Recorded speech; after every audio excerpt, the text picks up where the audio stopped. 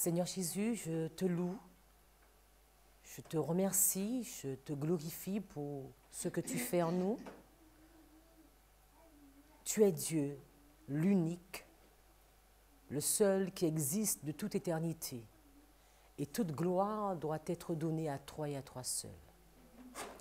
Tu es celui qui a pris David derrière des brebis, derrière son pâturage, et tu as fait de lui le roi, un grand roi.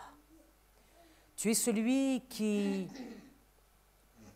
résiste aux orgueilleux, mais tu es celui qui fait justice et grâce aux humbles. Tu es celui qui se tient aux côtés du faible et qui le restaure et le rassure. Aussi, je te remercie, Seigneur, pour toutes les fois où tu accomplis ta volonté en nous. Je te remercie pour toutes les fois où tu nous rappelles que la seule gloire doit être donnée à toi seul. Je te remercie pour toutes les fois où tu nous dis « Ma grâce te suffit ». Et béni sois-tu pour ce que tu es, et béni sois-tu pour ce message que tu nous donneras.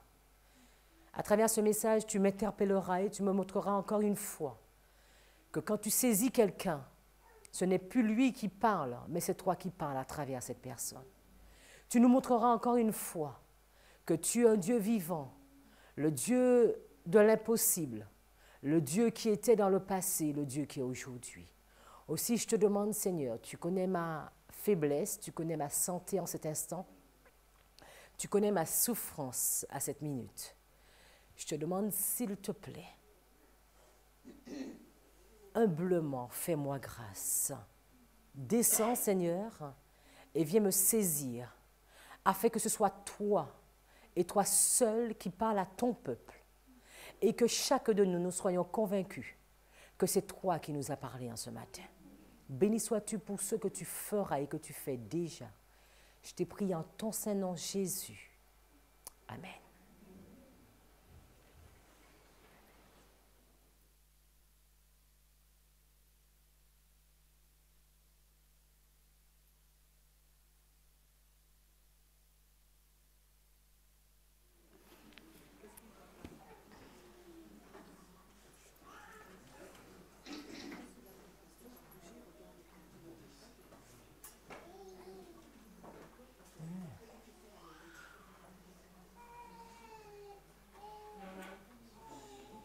Hier, nous avons vu que Dieu nous envoyait 3 messages. Un message en 3 parties.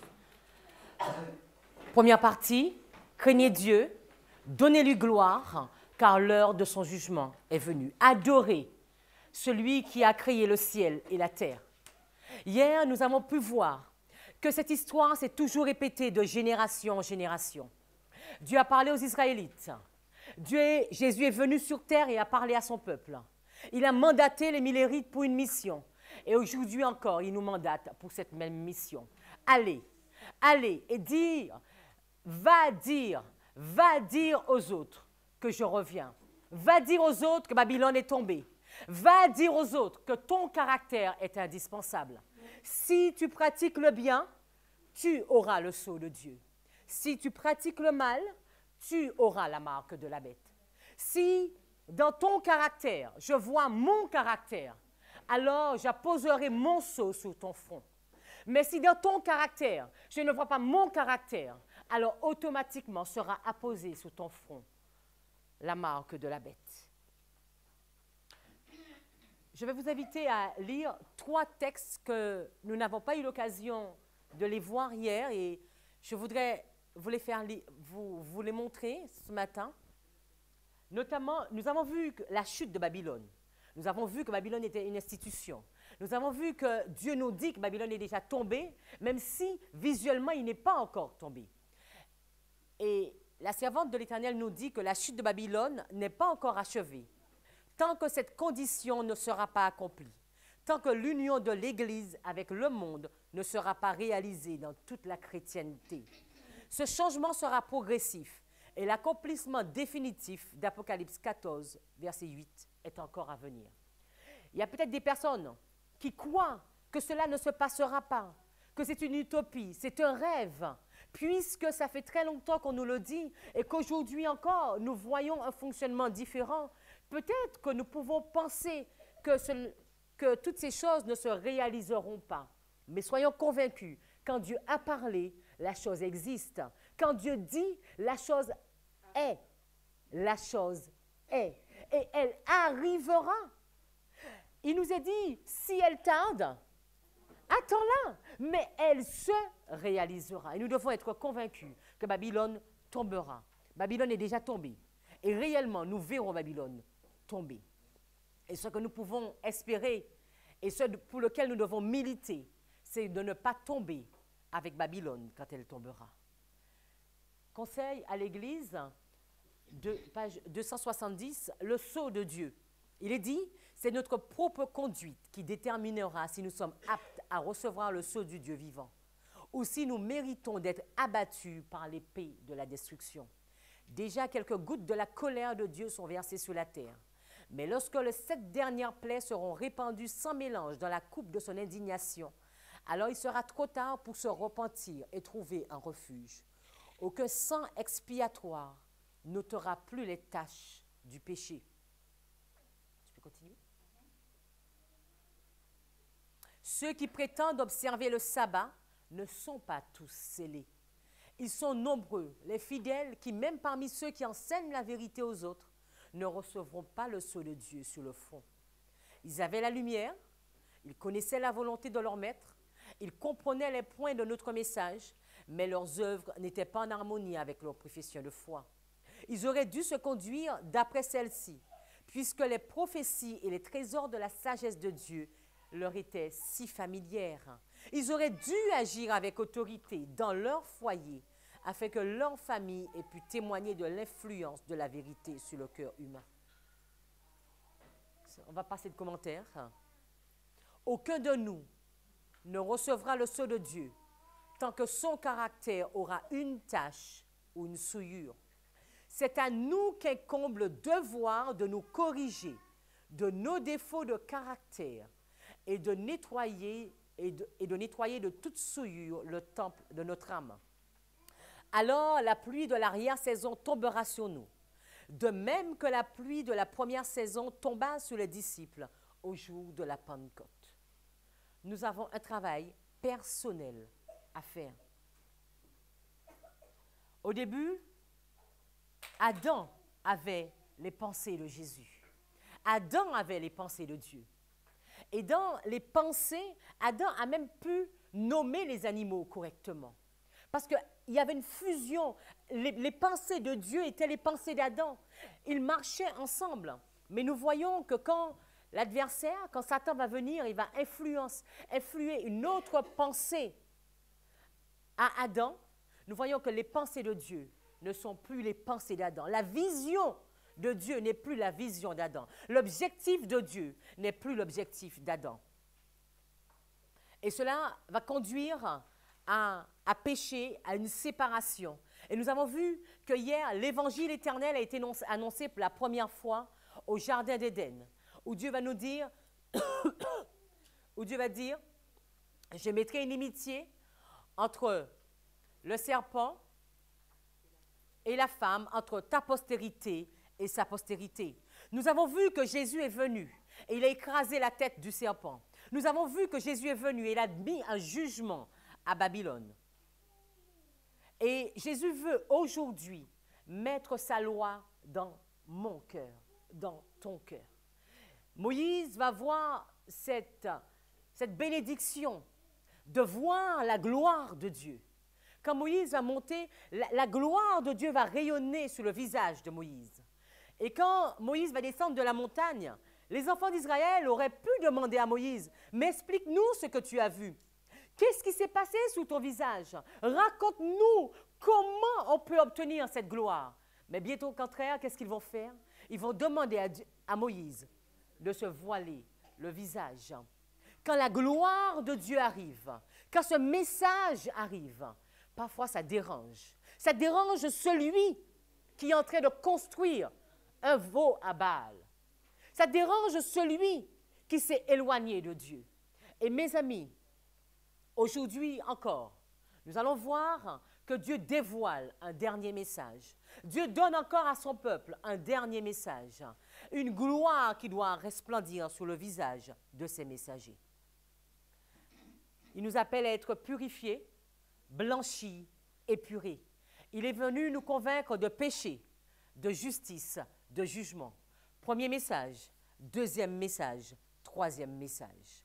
Je vais vous inviter à lire plusieurs textes où nous allons voir un quatrième ange qui va entrer en scène.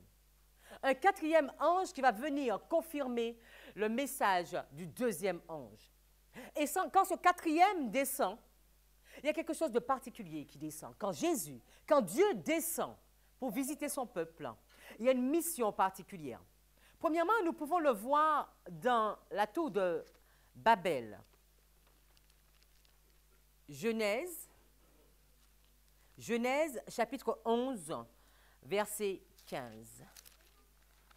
Genèse 11, verset 5, excusez-moi.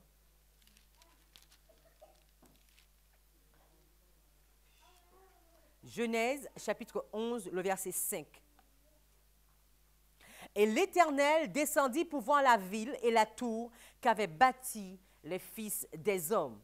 Et l'Éternel dit, voici, c'est un seul peuple et ils ont tous le même langage, et voilà ce qu'ils commencent à faire. Et maintenant, rien ne les empêchera d'exécuter tout ce qu'ils ont projeté. Allons, descendons et confondons là leur langage, de sorte qu'ils n'entendent point le langage l'un de l'autre. Et l'Éternel les dispersa de la surface de la terre, et ils cessèrent de bâtir la ville. Dieu va descendre.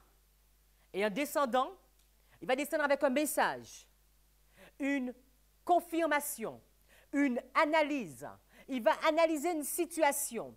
Face à cette situation, il va donner un message. Voilà, un peuple qui a une mission. Alors, nous ferons ceci. Allons, descendons et confondons là leur langage.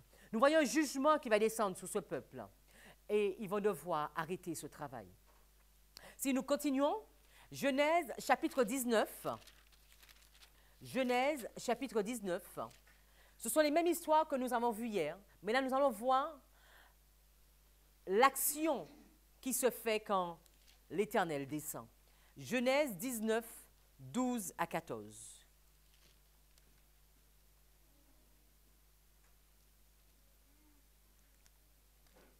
Donc hier nous avons vu qui sont au verset 21, Genèse 18, verset 21, « Je veux descendre et voir s'ils ont agi entièrement selon le cri qui est venu jusqu'à moi, et si cela n'est pas, je le saurai. » L'Éternel descend. 3 hommes y viennent, et 2 vont partir pour voir Lot. Et nous trouvons au verset... On va prendre le verset 1er déjà. « Or, sous le soir, les 2 anges arrivèrent à Sodome, et Lot était assis à la porte, et Lot les vit, et il se leva pour aller au-devant d'eux, et il se prosterna le visage contre terre. Et si nous suivons versets 12 à 14, alors ces hommes dirent à Lot, « Qui as-tu encore ici, gendre, fils, fille, et tout ce qui est à toi dans la ville, faites tout sortir de ce lieu. Car nous allons détruire ce lieu, parce que le cri contre ses habitants est grand devant l'Éternel, et l'Éternel nous a envoyés pour le détruire. » Alors Lot sortit et parla à ses gendres qui avaient pris ses filles et leur dit, « Levez-vous, sortez de ce lieu, car l'Éternel va détruire la ville. » Mais ses gendres ne crurent. Mais ses gendres crurent qu'il se moquait. L'Éternel descend avec un message. Va le dire aux autres. Va dire à ta famille que je vais détruire, qu'une action, que jugement va se réaliser sur ce peuple. Et nous voyons l'autre qui va rentrer dans cette obéissance, qui va réaliser cette action. Nous le voyons au verset 15. Et dès que l'aurore se... Donc, nous voyons que Job, il l'a fait au verset 14. L'autre l'a fait au verset 14, excusez-moi. Il va leur dire, levez-vous, sortez de ce lieu, car l'Éternel va détruire la ville. Mais ses gendres crurent qu'il se moquait. Ce n'est pas parce que nous allons parler que l'autre va écouter, mais au moins, nous allons donner le message que Dieu nous donne. Nous voyons l'action, les versets 15 à 18. Et dès que l'aurore se leva, Les anges pressèrent Lot en disant, « Lève-toi, prends ta femme et tes 2 filles qui se trouvent ici, de peur que tu ne périsses dans le châtiment de la ville. » Et comme il tardait, ces hommes le prirent par la main. Ils prirent aussi par la main sa femme et ses 2 filles, parce que l'Éternel voulait l'épargner. Et ils l'emmenèrent et le mirent hors de la ville. Tout l'amour de ce Dieu pour un homme, parce que l'Éternel voulait l'épargner, il voulait épargner Lot. Dieu, l'Éternel descend, il descend avec un message. Son serviteur doit donner le son, doit donner le bon son à la trompette. Lot va partir, il va le dire. Et nous voyons l'ange pousser Lot. Tu dois partir parce que je veux te sauver. Je veux te sauver. Et nous allons voir également dans cette action le scellement au verset 22. À toi de t'y sauver, car je ne puis rien faire jusqu'à ce que tu y sois entré. C'est pour cela qu'on appela cette ville Tsor. Car je ne puis rien faire jusqu'à ce que tu y sois entré. Dieu a décidé de sauver Lot, a décidé de sceller Lot. Et il va dire à Lot, j'ai les mains liées tant que tu n'es pas encore parti.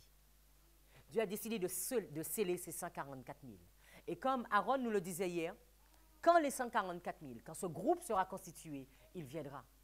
Il ne viendra pas avant, mais c'est sûr qu'il viendra. Quand ce groupe sera constitué et quand nous verrons les choses se réaliser, nous devons être sûrs, comme Aaron nous le disait hier, que les 144 000 sont déjà en place avec une mission, parce que Dieu n'oublie aucun de ses enfants. Et nous allons voir le jugement s'abattre au verset 24. Alors l'Éternel fit pleuvoir sur Sodome et Gomorrhe du soufre et du feu de la part de l'Éternel du haut des cieux. L'Éternel descend avec un message, une action, un jugement. Nous allons continuer pour voir si cette nourriture, si ce canevas se répète. Je vous invite à prendre avec moi Josué chapitre 5. Josué chapitre 5, versets 13 à 15. Josué chapitre 5, 13 à 15.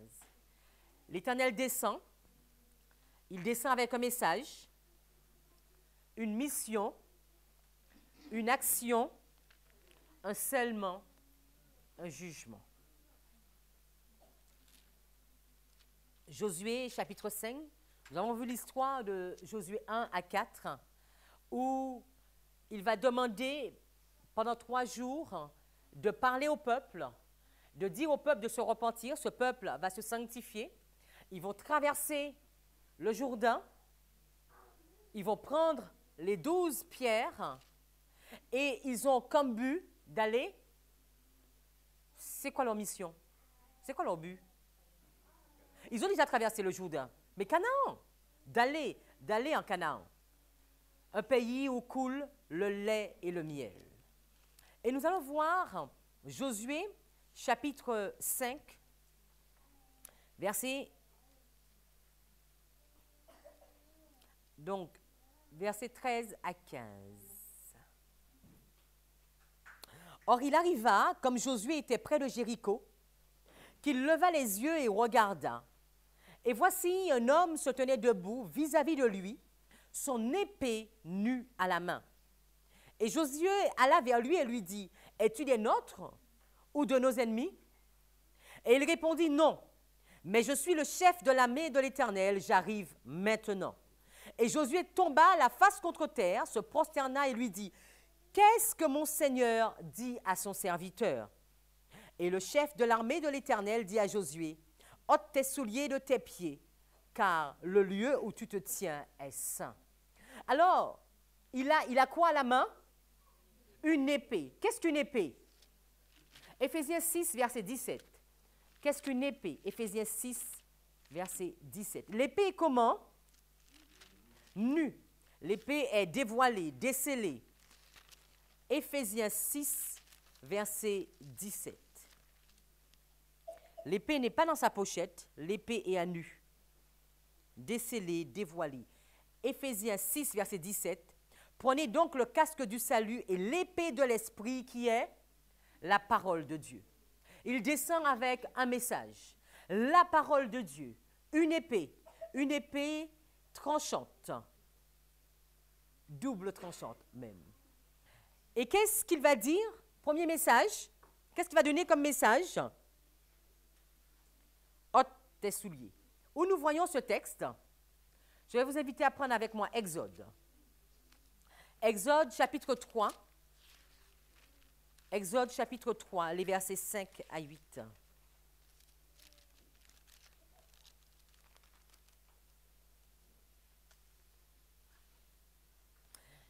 Et il répondit, donc, nous connaissons l'histoire de Moïse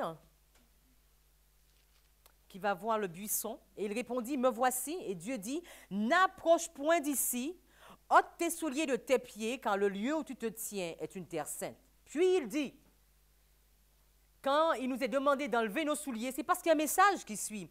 Je suis le Dieu de ton père, le Dieu d'Abraham, le Dieu d'Isaac et le Dieu de Jacob. Et Moïse cacha son visage car il craignait de regarder Dieu. Et Dieu lui dit, j'ai bien vu l'affliction de mon peuple qui est en Égypte. Et j'ai entendu le cri qu'il jette à cause de ses exacteurs, car je connais ses douleurs. Et je suis descendu pour le délivrer de la main des Égyptiens et pour le faire monter de ce pays-là dans un pays bon et spacieux, dans un pays où coule le lait et le miel. Dieu est descendu avec un message, une mission, délivrer son peuple de l'esclavage et faire son peuple rentrer dans la Canaan terrestre, un pays où coule le lait et le miel.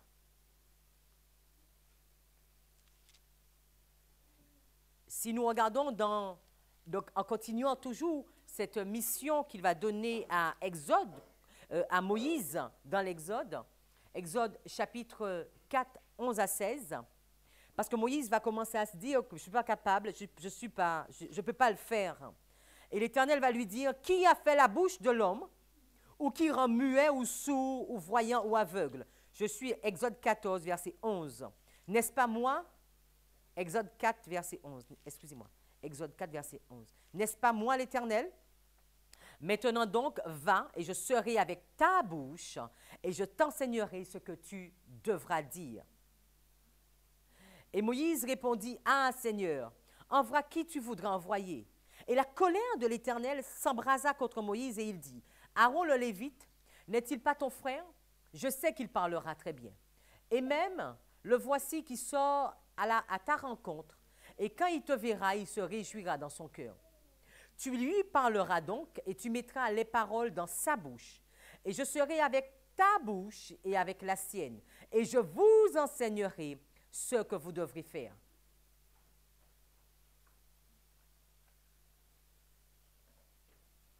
Dieu descend, une épée à la main, une épée nue, un message pour délivrer son peuple, pour aller dans la Canaan terrestre, un pays où coule le lait et le miel.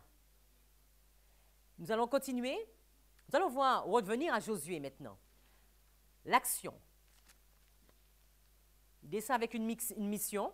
Et quelle action qui va être faite? Nous revenons dans Josué. Josué chapitre 6.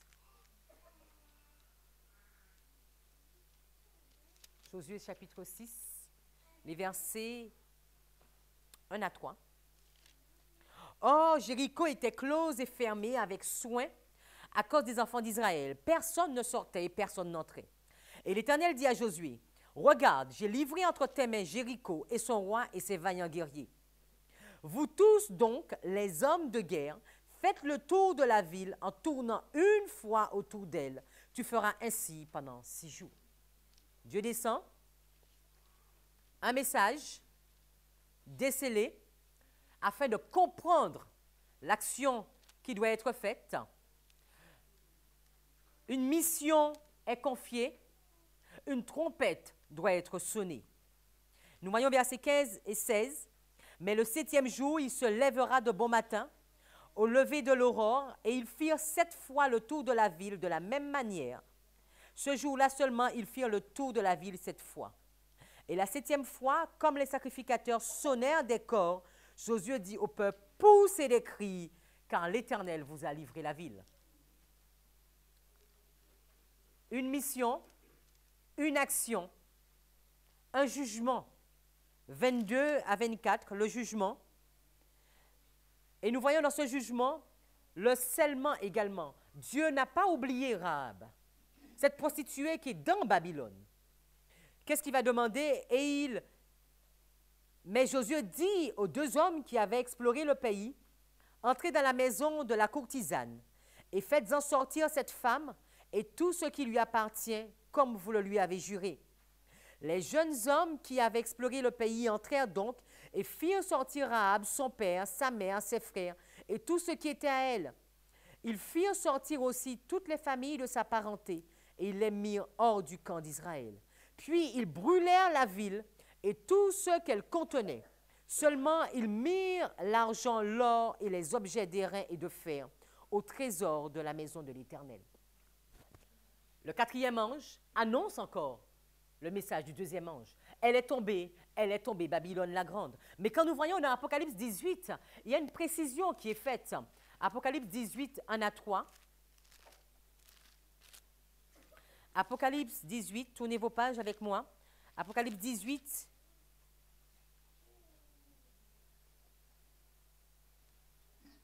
un à 4 même.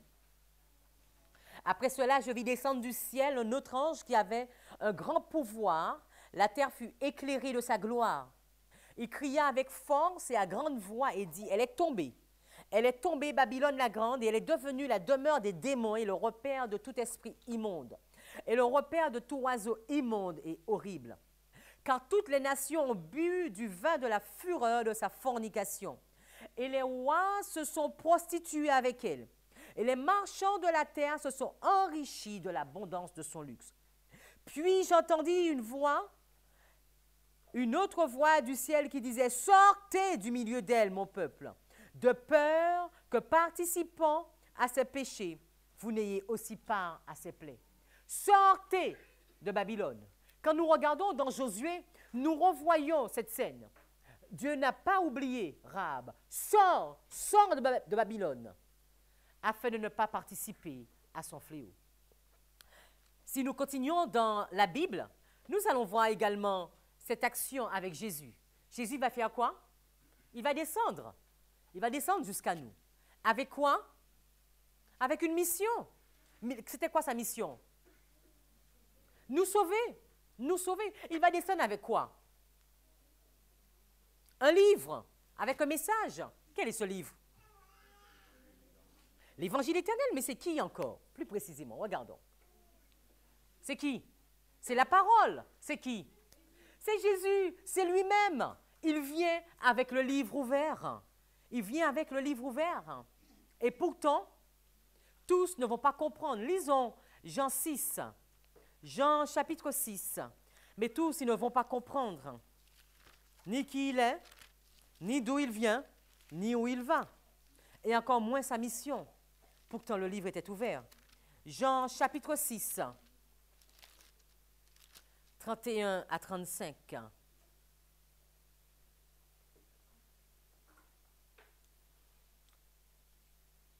Juste, regardons, je voulais également vous faire voir Moïse. Nous n'avons pas vu la ligne de Moïse, mais vous pouvez l'étudier chez vous. Moïse, Dieu va descendre également pour Moïse. Il va leur donner à manger quoi? La manne. La manne avait un goût de quoi? De miel.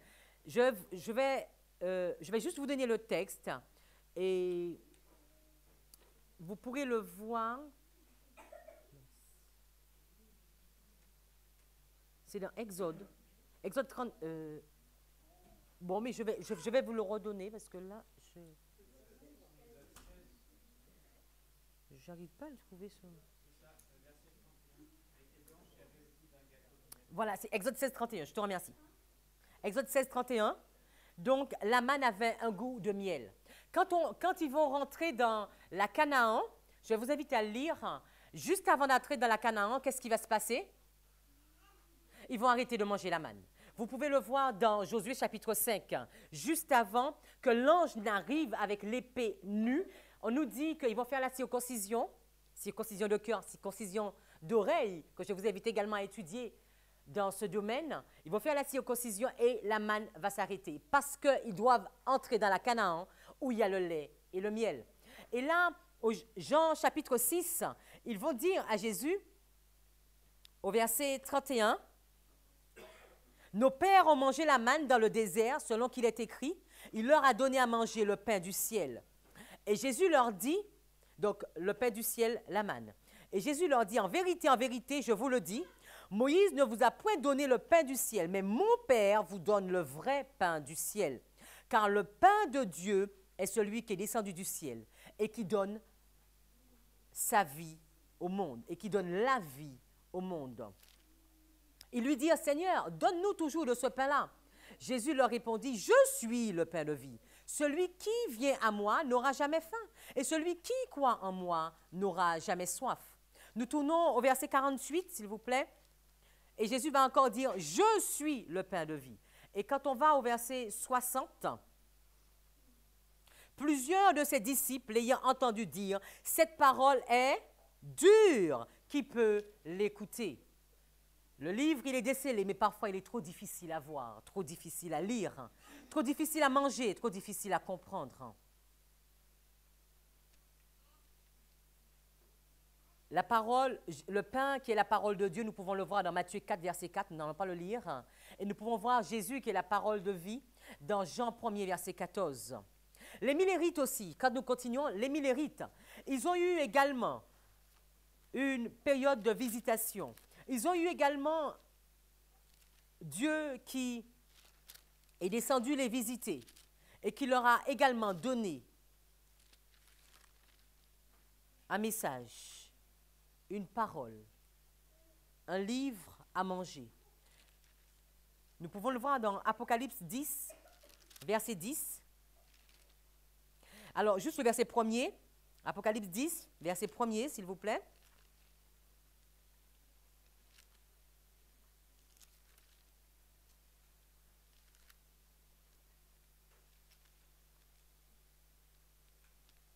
Apocalypse 1er, 1 et 2. Et je vis un autre ange puissant qui descendait du ciel, environné d'une nuée. Il avait un arc-en-ciel sur la tête et son visage était comme le soleil et ses pieds comme des colonnes de feu. Donc, encore qui descend. Il tenait à la main un petit livre ouvert, dévoilé, décellé. Il mit le pied droit sur la mer et le gauche sur la terre. Donc, il y a beaucoup d'études dessus. Je vous invite à y regarder. On va au verset 10. Et je pris le petit livre de la main de l'ange et le dévorai, et il fut doux dans ma bouche comme du miel. Donc, toujours le miel que nous avons vu que les enfants d'Israël ont mangé, le miel qu'ils ont eu à Canaan, le miel, le pain de vie, Jésus qui est véritablement le pain de vie. Quand je l'eus avalé, mes entrailles furent remplies d'amertume. Tu peux lire.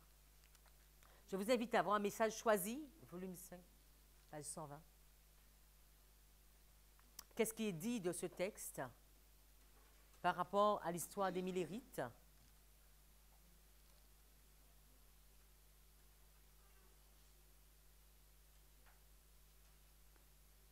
Je préfère lire ici.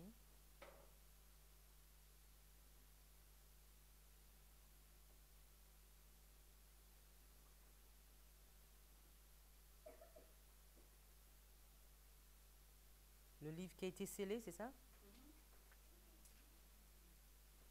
Le livre qui a été scellé, ce n'est pas l'Apocalypse, mais est-ce que tu peux me mettre juste celui d'avant, s'il te plaît? Les livres de Daniel. Les livres de Daniel et de l'Apocalypse sont un. Le premier est une prophétie, l'autre une révélation. L'un est un livre scellé, l'autre un livre ouvert. Jean écouta les mystères prononcés par les tonnerres, mais il lui fut ordonné de ne pas les écrire. La position de l'ange, un pied sur la mer et l'autre sur la terre, montre l'extension de la proclamation du message. Il traversera les grands océans et sera proclamé dans d'autres pays, dans le monde entier. La compréhension de la vérité, la joyeuse réception du message sont présentées par la mendication, donc la mastication, l'acte de manger du petit livre. La vérité au sujet de la venue de notre Seigneur était un précieux message pour nos âmes. Le livre qui a été scellé, ce n'est pas l'Apocalypse, mais la portion de la prophétie de Daniel relative au dernier jour. L'Écriture dit, 3 Daniel tient secrètes ces paroles et scelle le livre jusqu'au temps de la fin. Plusieurs alors le liront et la connaissance augmentera. Daniel 12, verset 4. Quand le livre fut ouvert, la proclamation suivante fut faite. Il n'y aura plus de temps. Le livre de Daniel est maintenant décellé et la révélation donnée à Jean par le Christ doit parvenir à qui? À tous les habitants de la terre. L'accroissement de la connaissance doit préparer un peuple à tenir ferme dans les derniers jours. Voilà une histoire pour les Millérites. Et qu'en est-il de nous? Qu'est-ce qui nous est demandé de manger? Qu'est-ce qui nous a invités à prendre? Je voulais encore revenir sur Apocalypse 10. Verset 10, pour eux, il est dit, « Puis je pris le petit livre de la main de l'ange et je le dévorai. Il fut dans ma bouche doux comme du miel, mais quand je l'eus avalé, mes entrailles furent remplies d'amertume. » Et qu'est-ce qu'il va me dire? Il faut que tu prophétises encore, que tu recommences, que tu continues encore sur un grand nombre de peuples, de nations, de langues et de rois. Si nous revenons dans le texte que nous venons de lire, qu'est-ce qu'il est dit? Il traversera les grands océans et sera proclamé dans d'autres pays dans le monde entier. Nous savons que quand les Millérites, ils ont prêché ce message, ils sont restés où? Aux États-Unis. Et là, qu'est-ce qu'il est demandé de faire? En 1840. De 1840 à 1844, ils sont restés où? Aux États-Unis, on est d'accord. Mais après, qu'est-ce qu'il est demandé de faire? Il traversera les grands océans et sera proclamé où? Dans d'autres pays, dans le monde entier. Notre mission. Nous avons le même livre encore à prendre. C'est notre continuité. Notre mission. Nous devons faire la même chose que eux, ils ont eu l'occasion de faire. Recevoir un message, un livre. Un livre qui est comment? Ouvert. Un livre qui est ouvert. S'il est ouvert, ça veut dire quoi? Je suis à même de le lire, de le comprendre et surtout de faire quoi? De l'appliquer. Parce qu'une fois qu'on a reçu le message, c'était quoi la deuxième phase? L'action. L'action. Je dois être capable de lire le livre afin de faire l'action. Et l'action, c'est de faire quoi? De dire, d'aller le dire aux autres. De faire sonner quoi? Une trompette, d'annoncer que Jésus revient. Parce qu'il y a quoi après? Un jugement. Le jugement qui doit s'abattre également sur le peuple. Nous avons cette même ligne pour nous aujourd'hui. Mais mes amis, qu'est-ce qu'un livre? Un livre, il est comment? On va essayer d'aller vite. Un livre, il est comment? Rigide. Un livre, il est solide. Qu'est-ce qui nous est invité? Je vais prendre un texte, mais vous les connaissez. On peut prendre Hébreux 5, 12 à 14. Hébreux chapitre 5. Il va être, la différence est faite entre deux types d'alimentation. Hébreux 5, 12 à 14.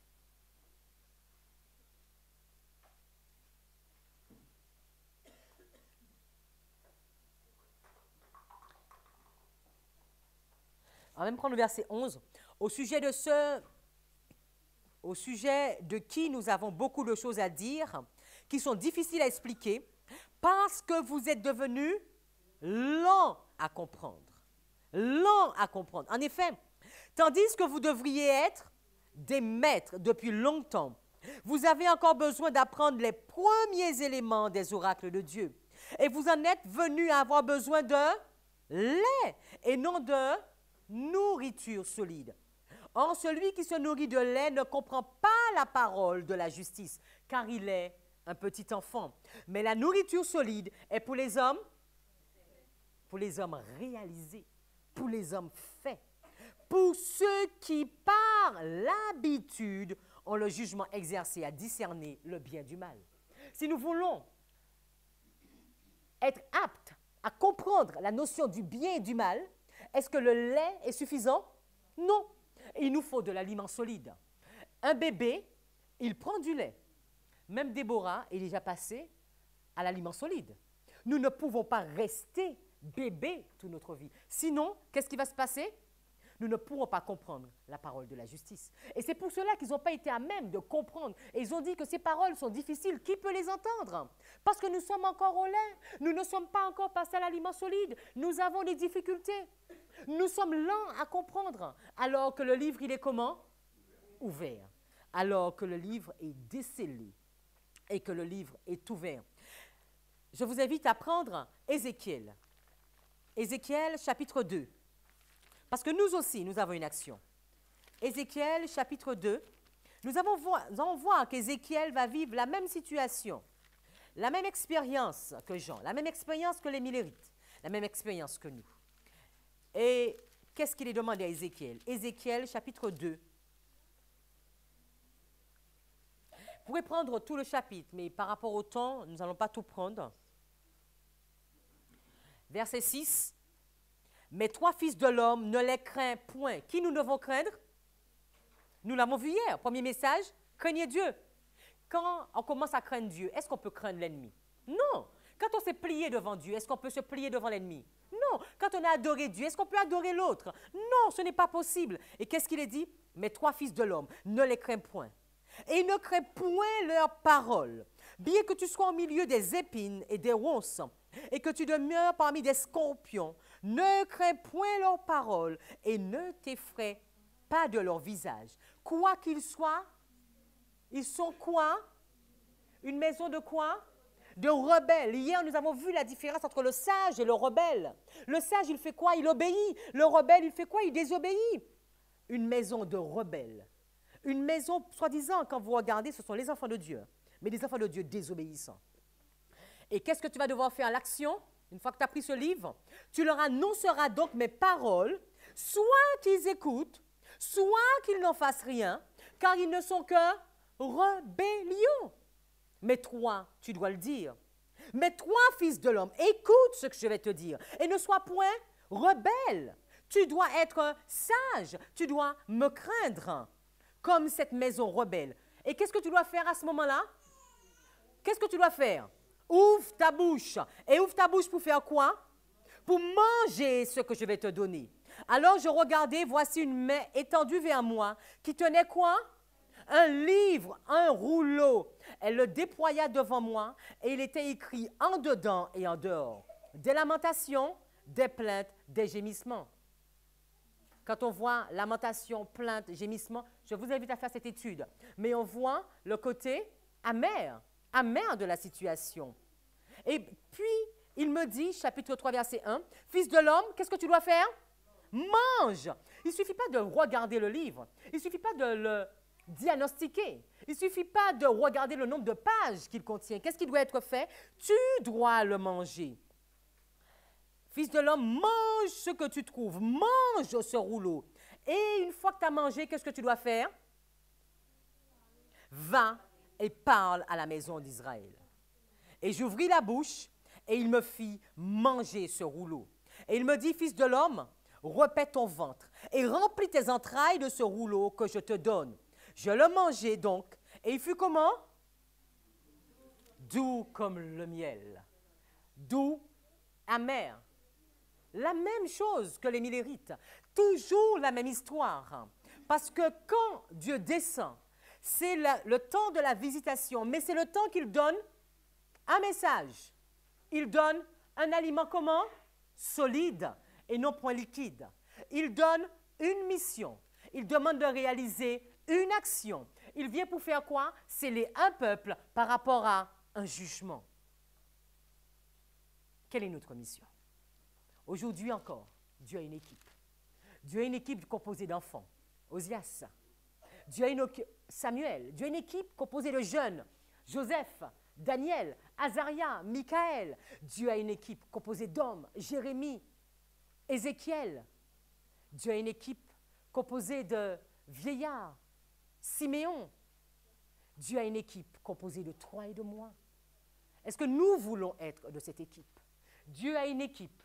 Dieu a une équipe avec un message, avec une mission, avec un cahier, avec un cahier des charges. Toujours le même cahier.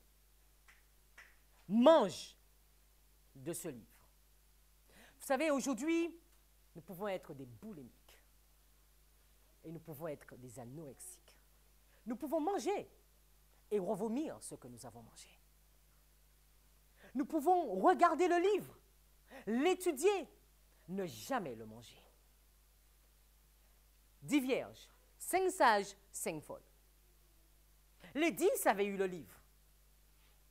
Mais qui sait réellement qui a mangé le livre? C'est à leurs fruits que vous les reconnaîtrez. Nous sommes appelés à manger le livre. Nous pouvons venir, comme je vous le disais hier, nous pouvons écouter les séminaires, nous pouvons venir, je peux vous les prêcher et ne jamais manger le livre. Nous pouvons être assis sur la même table, commencer l'entrée avec vous pareil, et puis au plat de résistance, commencer à dire que mon ventre est trop rempli.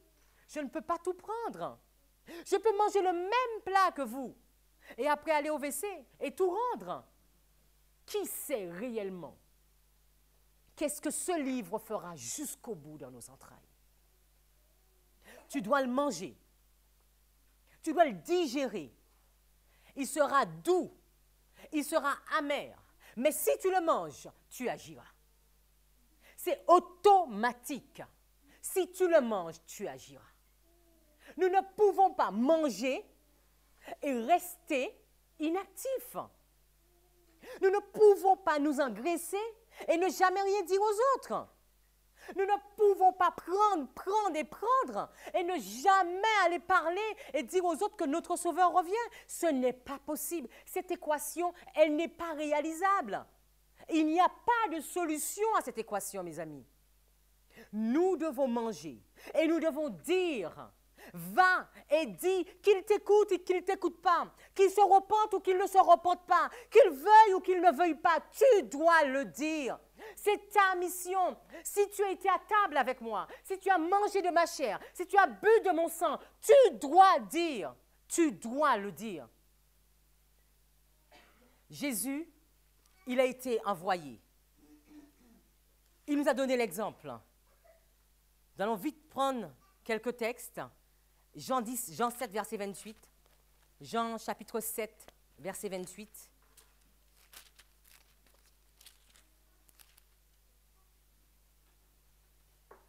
Jean chapitre 7, 28, 29 et 33. Et Jésus s'écriait donc dans le temple enseignant et disant, il parlait, il donnait le message. Vous me connaissez, vous savez d'où je suis. Je ne suis pas venu de moi-même, mais celui qui m'a envoyé est véritable et vous ne le connaissez point. Moi, je le connais, car je viens de sa part et c'est lui qui m'a envoyé. Qui nous envoie, les amis? Qui nous envoie? C'est pourquoi Jésus leur dit, je suis encore avec vous pour un peu de temps et je m'en vais à celui qui m'a envoyé. Nous pouvons continuer dans Jean chapitre 8, les versets 40 à 45. Mais maintenant, vous cherchez à me faire mourir, moi un homme qui vous ai dit la vérité, que j'ai apprise de Dieu. Abraham n'a point fait cela. Vous faites des œuvres de votre père. Ils lui dirent donc, nous ne sommes point issus de la fornication, nous avons un seul père, c'est Dieu.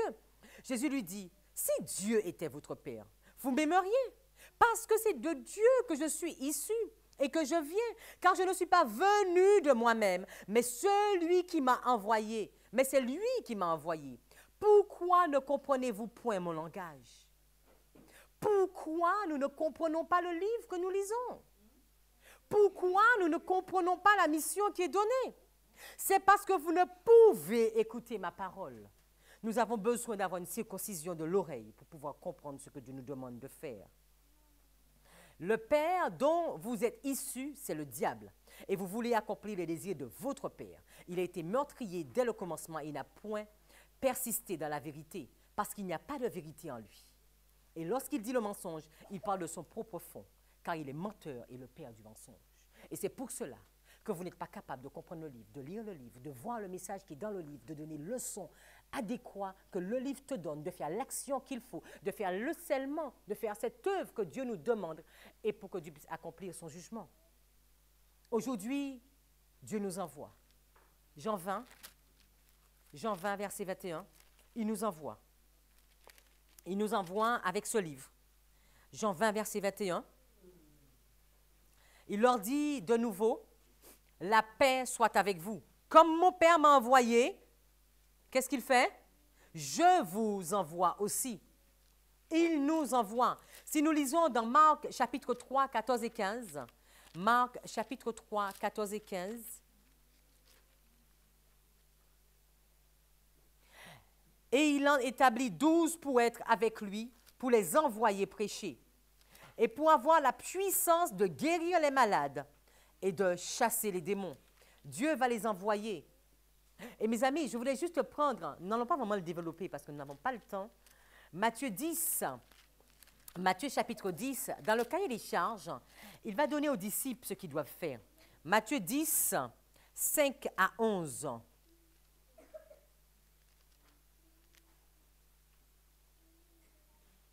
Jésus envoya ses 12 disciples et leur donna ses ordres en disant, « N'allez point vers les gentils et n'entrez dans aucune ville des Samaritains, mais allez plutôt vers les brebis perdues de la maison d'Israël. » Donc nous allons voir que la mission doit commencer d'abord dans l'église, dans mon foyer, dans ma maison. Il n'est pas dit qu'ils vont écouter, qu'ils écoutent ou qu'ils n'écoutent pas, mais tu dois leur donner. Moi, par rapport à mes enfants, j'ai une mission de leur donner cet enseignement. Et devant Dieu, je fais l'effort de leur donner chaque jour. Et souvent, ils me disent, mais tu nous répètes toujours la même chose, toujours la même chose. Mais je leur dis, mais c'est cette mission que Dieu me donne. C'est de vous le dire, de vous le dire, de vous le dire. Peut-être que vous n'entendrez, peut-être que vous n'allez pas vouloir vous repentir. C'est dommage, mais je dois vous le dire. J'ai une obligation de vous le dire. Parce que vous êtes en danger, mes enfants. Nous devons, qu'ils veuillent l'entendre ou qu'ils ne veuillent pas l'entendre, nous devons donner ce message à nos enfants, à nos conjoints, à notre famille, à nos parents, à nos voisins, à l'église, notre localité. Mais nous ne devons pas rester seulement à ce niveau. Nous devons aller aussi jusqu'aux extrémités de la terre. Et qu'est-ce qu'il est donné dans ce message? D'abord, il va falloir dire que le royaume des cieux approche. Guérissez les malades, nettoyez les lépreux, ressuscitez les morts, chassez les démons. Nous avons l'impression, mais c'est énorme comme mission. Seigneur, mais comment ferons-nous ça? Et pourtant, là, c'était le début.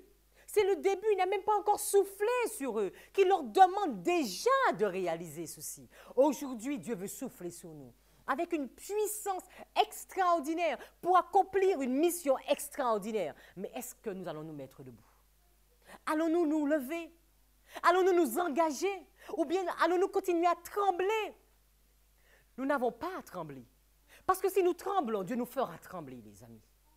Nous devons nous engager pour sa mission, nous engager avec ce cahier des charges, d'aller, de dire aux autres que notre Sauveur est vivant, que tu veuilles l'entendre ou que tu ne veuilles pas, que tu me le permettes ou que tu ne me le permettes pas.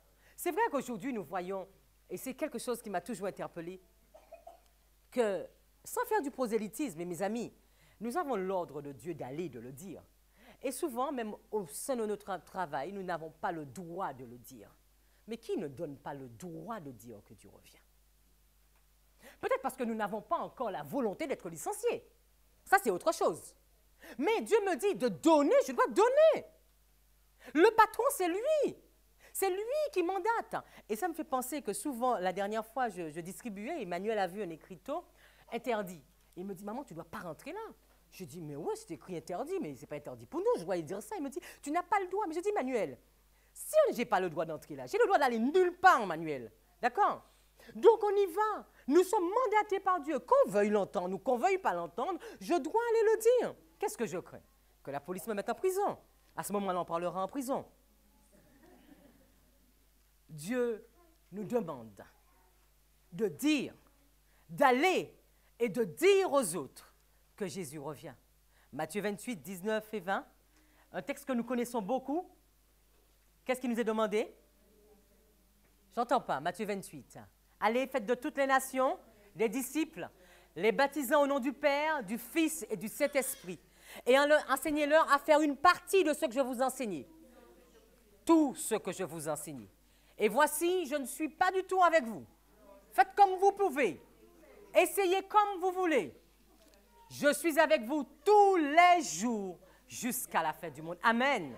Amen. Merci Seigneur. Merci parce que tu nous donnes un message. Tu nous donnes une mission. Mais tu nous donnes une puissance pour nous dire, vas-y, va de l'avant. Je suis avec toi. Je ne te délaisserai pas. Je ne t'abandonnerai pas. Tu es la prunelle de mes yeux. Je me tiens à tes côtés. Marche, marche et marche avec moi. Simplement, suis le sentier que je te trace. Suis le chemin que je t'impose. Fais ma volonté et jamais ta volonté. Et que jamais, jamais la gloire ne te revienne, mais que la gloire revienne à l'Éternel et à l'Éternel seul. Car il a été le seul à ouvrir le livre. Il a été le seul de la tribu de Juda à ouvrir ce livre, à déceler les sceaux et à nous éclairer. Il a été le seul à délivrer la vérité pour nous. Il a été le seul à nous donner ce livre. Il est encore celui qui nous fait manger ce livre. Il est encore celui qui nous fait digérer ce livre. Il est encore celui qui nous ouvre les yeux afin de manger ce livre. Ô Seigneur, que ton message puisse être mon message, que ta mission soit ma mission, te donner gloire pour ce que tu es et pour ce que tu fais. On va lire un dernier texte dans Review on Herald, s'il te plaît. Avant de conclure, je n'ai plus de temps, j'imagine. On va lire un dernier texte. Ah, tu l'as pas? D'aujourd'hui. Review on Herald 390. Lorsque le Christ entra dans le lieu très saint, le sanctuaire céleste. Ok, mais moi je l'avais pris autre part. Ah oui, non. Oui, c'est ça. C'est moi qui ai tort. Non, c'est vrai. C'est l'histoire de la rédemption, excusez-moi. Lorsque le Christ entra dans le lieu très saint du sanctuaire céleste pour y achever son œuvre expiatoire, il confia à ses serviteurs le dernier message de miséricorde qui devait être annoncé au monde. Ce message est celui du troisième ange d'Apocalypse 14. Aussitôt après sa proclamation, le prophète vit l'apparition en gloire du Fils de l'homme revenant pour moissonner la terre. Et si nous continuons, le dernier. L'œuvre de Dieu doit être poursuivie avec puissance. Il nous faut le baptême du Saint-Esprit. Nous devons comprendre que Dieu ajoutera à son peuple des hommes capables et influents qui contribueront pour leur part à avertir le monde. Tous les hommes ne sont pas des êtres sans foi ni loi. Dieu connaît des milliers d'âmes qui n'ont pas fléchi les genoux devant Baal. Dans les églises déchues, il y a des hommes et des femmes qui craignent le Seigneur. Sinon, nous n'aurions pas été chargés d'annoncer ce message. Elle est tombée, Babylone la grande. Sortez du milieu d'elle, mon peuple. Bien des cœurs honnêtes, attendre un souffle de vie venant des cieux. Ils connaîtront l'Évangile quand il leur sera annoncé, avec la beauté et la simplicité qui le caractérisent dans la parole de Dieu. Mes amis, quand nous nous lèverons avec le désir de donner le son juste à la trompette, quand nous déciderons de nous lever pour accomplir pleinement la mission que l'Éternel nous donne, quand nous déciderons de manger, et j'espère que nous le ferons très rapidement, de manger ce livre afin d'accomplir sa mission, afin de réaliser ses actions, parce que le jugement approche. Nous verrons la gloire de Dieu. Nous verrons le Saint-Esprit descendre et mandater, nous remplir de sa puissance. Avec un premier message pour nous convaincre de péché, pour nous interpeller, de donner gloire à Dieu, pour nous interpeller d'entrer dans une vie de réforme. Un message qui est mondial, qui concerne tout être humain et qui va venir nous convaincre de péché. Nous allons voir ce deuxième message qui est local, qui est dans ma vie. Seigneur qui me dit, le Seigneur qui me dit, Manuela, je veux construire ce temple. Individuellement en toi, je veux cette transformation. Je veux mettre ma loi dans ton cœur. Une transformation locale, personnelle, individuelle. Nous aurons des activités de l'ennemi. Nous les verrons, mais nous n'avons rien à craindre parce que nous avons fléchi déjà nos genoux devant Dieu. Amen. Mais Dieu, il est juste et il nous dit, il nous le répète, Babylone est tombée. Que tu le saches ou que tu ne le saches pas, que tu le vois ou que tu ne le vois pas, je te confirme qu'il est tombé et tu n'as pas à avoir peur. Tu n'as pas à avoir peur. Au contraire, fais-moi confiance. Et un troisième jugement, un troisième message, il y a un jugement. Si tu as mon caractère, tu auras mon sceau. Si tu n'as pas mon caractère, tu n'auras pas mon sceau. Si tu manges complètement ce livre, la suite ne dépend plus de toi. Vous savez qu'une femme qui est enceinte, une fois qu'il y a eu cette fusion entre ovules et spermatozoïdes, est-ce qu'elle est maître d'elle-même de savoir la couleur de l'enfant? La peau? Les cheveux? Le sexe? Ah, peut-être ça on peut... Non. Non, mes amis. Une fois c'est fait, c'est fait. Peut-être qu'avant, elle peut choisir le sexe. Peut-être qu'avant, elle peut choisir à quel moment qu'elle aura ce rapport. D'accord? Il y a encore des personnes qui le disent, avec qu'est-ce qu'on va manger. Mais une fois que c'est fait, tu ne peux plus rien maîtriser. Tu attends quoi? 9 mois. Et 9 mois après, qu'est-ce qu'on voit? Soit un enfant surexcité ou bien un enfant calme.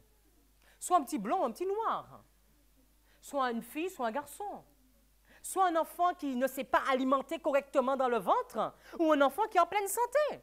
Soit un enfant qui pèse 2 kilos ou bien un enfant qui pèse 4 kilos. Qu'est-ce que nous avons fait pendant tout ceci? Il y avait les 2 femmes qui étaient enceintes. Peut-être que celle qui avait pris 25 kilos n'a donné un enfant que de 2 kilos. Et celle qui a peut-être pris 9 kilos a donné un enfant de 4 kilos.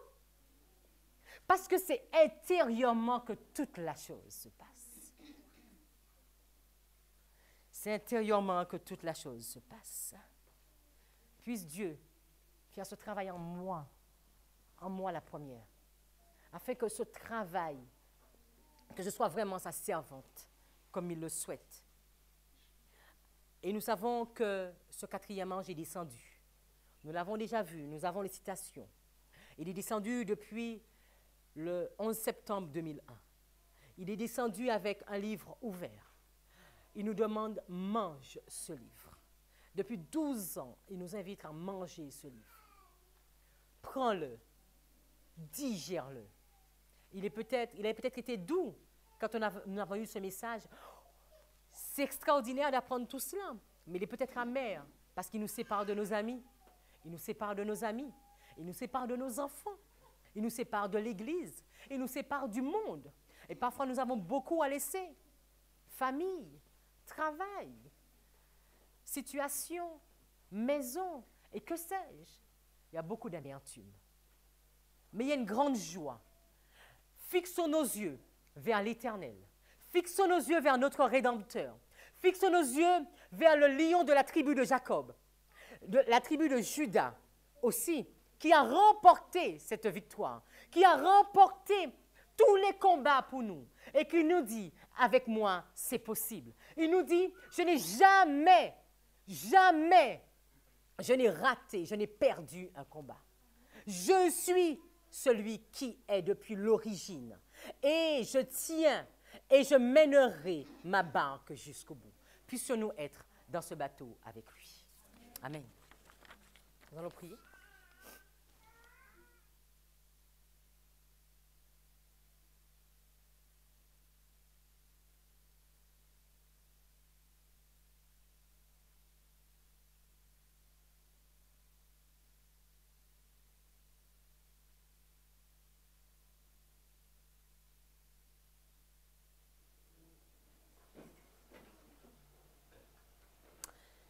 Seigneur, je veux vraiment te louer pour ce que tu fais. Je veux vraiment te louer, Seigneur, pour tout ce que tu nous donnes. Et plus nous étudions ta parole, plus nous comprenons que ces quelques versets dans Daniel 11, à partir du verset 40, c'est tout un cahier des charges que tu nous donnes. C'est toute une mission que tu nous donnes. C'est tout un livre que tu nous invites à prendre avant que Michael ne se lève. Seigneur, tu nous as tout dévoilé. Et tu nous montres alors que le roi du Nord est en train de monter. Tu nous dis, préparez-vous à résister et à tenir ferme. Oh Seigneur, merci parce que tu nous dévoiles l'avenir. Tu nous dis ses caractéristiques. Tu nous dis comment il va s'y prendre. Et tu nous dis, vous n'êtes pas des ignorants pour que ce jour puisse vous surprendre. Tu nous as tout donné, Jésus. Et pardonne-nous parce que trop souvent nous n'étudions pas ta parole. Trop souvent nous ne prenons pas ce que tu nous demandes. Et combien de fois nous avons peut-être regardé le livre, mais nous ne l'avons jamais mangé, Seigneur. Et aujourd'hui, tu nous dis que c'est intérieurement que ce travail doit se faire. Si tu veux le dire, mais le dire avec puissance, tu dois te nourrir. Tu as une obligation de te nourrir. Oh Seigneur, puisse chaque personne se nourrir, du plus petit au plus grand. Que nous puissions passer à l'aliment solide, afin d'être des hommes, des femmes, des enfants faits à ta gloire et pour ta gloire. Merci de ce message que tu nous donnes. Merci pour cette vision que tu nous donnes. Merci pour cette vision. Tu nous ouvres les yeux et tu le poses sous ces deux tables d'Habakkuk. Merci pour ces chartes que tu nous donnes, Seigneur. Oh, merci pour ton message. Et puissions-nous nous les faire nôtres. Que nous puissions passer du temps à l'étude personnellement, individuellement, afin de découvrir qui tu es et de faire ce que tu nous demandes. Que la gloire, que la louange, que vraiment tout te revienne, Seigneur. Et merci de plaider pour nous. T'avons prié en ton Saint-Nom, Jésus. Amen.